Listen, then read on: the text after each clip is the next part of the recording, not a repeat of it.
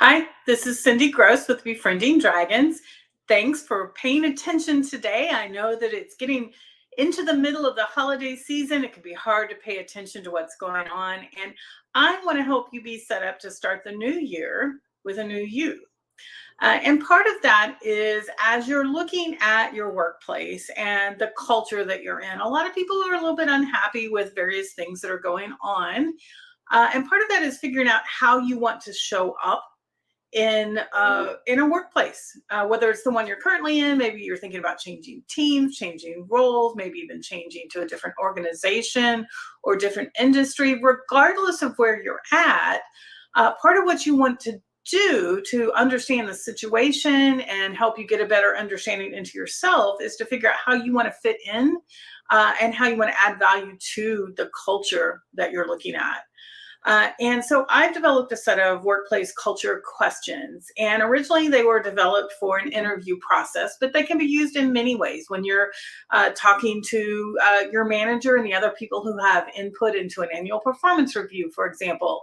If you're just looking at trying to get a promotion, if you're looking at changing teams, whatever it might be, these are the questions that can help you understand your manager's perspective, or the people involved in an interview loop, their perspectives, or the people giving you feedback, understand their perspectives on what it is that is required for success on the team. What's the success criteria?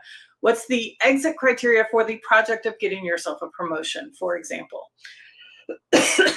So one of the questions is, what is your vision or goal for the team? And this is the part a lot of people miss, how does that connect to bigger goals? So maybe it's the VP goals, maybe it's the overall company goals, depending on what level you're talking about and how many levels there are in the company. Talk about not just what the person you're talking to envisions for your team, their team, the cross collaboration or cross team collaboration that you're working on, whatever it may be, but also how does that tie up the next level all the way up to the top of the organization.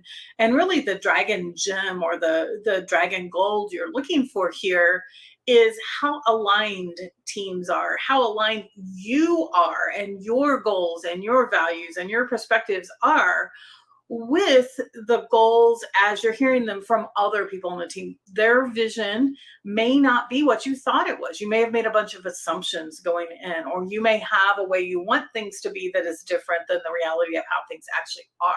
And this helps you adjust, helps you figure out, do you want to stay? Do you want to try to change the culture? Are there different ways you can show up?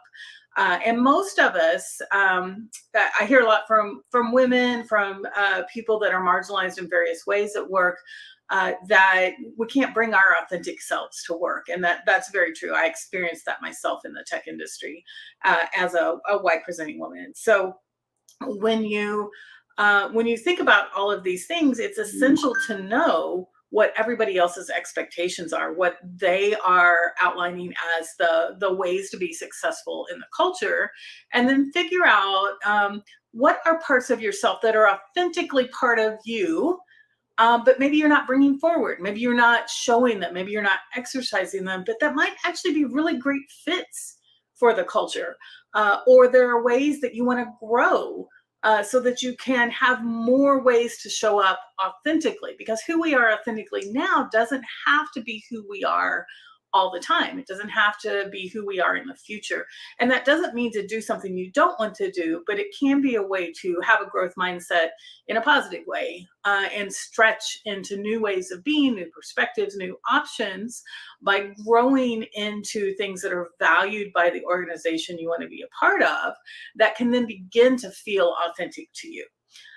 So ask about the vision, ask how it ties into the bigger goals, and then read between the lines about that, what that means as far as how your skills can come forward. So a lot of times women are expected to be the ones that bring about cooperation, that stop the infighting, things like that. And it's not always explicitly valued, but if you start hearing ways that you can see that the alignment isn't there between different teams or between different levels in the organization, If you feel like you haven't been able to show that authentic part of yourself, or you want to grow that authentic part of yourself, that is really good at creating cooperation, creating community, bringing people together beyond the sort of infighting that often goes on within organizations, now you know where you can apply that skill, and you can start talking about that skill. You can start playing it up because people believe what you tell them. So if you go in and you say, hey, I had this really great experience the other day. There's this team where we can never agree. I talked to everybody offline, and I was able to find out that, you know, these two people that are always at odds in this meeting really have a common goal. And the three of us got together and started talking about this common goal, and now things are going much better in the meeting, for example. So those are the sorts of things you can find out by asking these questions. If it's a new org you're not in yet, again, you can talk about, they may ask you a very specific question that's maybe a technical skill or something like that, and you can answer that and then say, and by the way, what I'm hearing from you is your analysis of what you heard. And you say, I have been very successful at this sort of thing in the past, or I'm very interested in applying these skills in the situation that you're bringing up. And that can be really useful when you think about leveling up, getting a promotion, a broader title, where you have more impact across more organizations, for example. And this also gives you a feel for whether you want to be there or not. Because if you start hearing a huge disconnect between a team vision and an org vision, or between, say, a director's vision and a VP's vision, then you may decide that that is an indication that you need to move somewhere else. So these are all valuable things you can get out of this. So I invite you to reach out and get the full list of workplace culture questions that I have. If you go to befriendingdragons.com, there's a button right there at the top that you can click on to get my newsletter. The very first newsletter you'll get the same day it includes a link to download the workplace culture questions. At any time, you can also click the button right there next to the newsletter button that says to meet up, and I'm happy to talk to you about how you can have a better career next year, a better life next year. If you've been struggling with how you want to present yourself and get ready for the next annual review, you want to set yourself up to make sure that the goals, I understand some people, maybe 3 months ago, 6 months ago, you laid out your goals for the next annual review. In a lot of organizations, you can still adapt those. You can modify them. You can change them. Now's the time to do that, because you still have months and months of time to meet goals. But let's make sure that those goals that you've laid out are ones you want to meet and ones you can meet. One trick there is to put some goals on there that are things that you're already actually doing, but maybe your manager didn't know you were doing or wasn't giving you recognition for it. So things you're already doing, you start out a little bit ahead, and you can just keep reminding your manager every week when you send a, hey, here's the impact I had this week type of summary to them. Then you can highlight the things that match those goals. So that might be one thing that I could coach you on.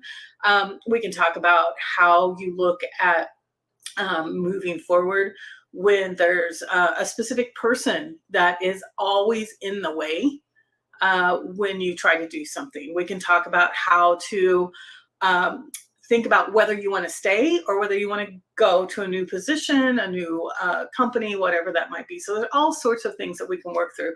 My goal is to help women stay in the tech industry if you're already there. And you want to stay. And if you want to pivot out, as a huge percentage of women in tech do, around 15 or 20 years in the industry, I can also help with that. That's what I did. I have a lot of experience in working through the options that are available in that situation and how to move out of this hyperlogical, always be right type of environment into other type of environments, because it's not always an easy transition when we have decades of experience in operating that way. So that's another thing that I can help you with. My goal is to help you be successful, especially as you move through a major change in your life. And for many people, that's a midlife type of exercise, people approaching retirement, whatever that may be. So again, I'm Cindy Gross. I was in the tech industry for 25 years. I left after reporting harassment and then a cascading series of insights that related to that. I realized I wasn't was no longer living my life dream. It had been my dream at one point. It was no longer. Now I help women in situations that I used to be in. I'm trying to be the person that I wish had been available to me. I'd love to chat with you. Again, it's befriendingdragons.com. There's one button to join the newsletter. There's one button to set up a meeting directly with me. Thank you. Have a great holiday season.